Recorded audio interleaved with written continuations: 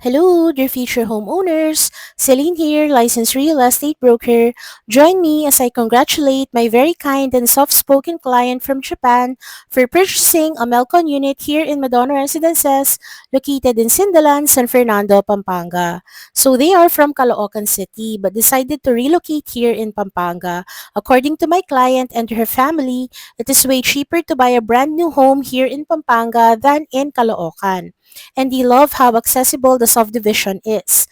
Only 400 meters away from MacArthur Highway, and readily all major establishments are just right at your fingertips. As in, paglabas mo ng MacArthur Highway, bubungad na sa yung mga fast food chains, mga banks, restaurants, tapos mga government offices. So lahat po yan very accessible.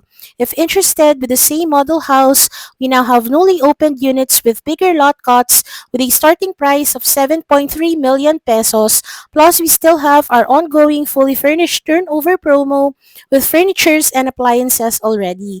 So if I were you, message me now so we can assist you better. So ito yung bahay ni ma'am. So currently, tapos na yung structural ng kanyang bahay. So pumasok kami.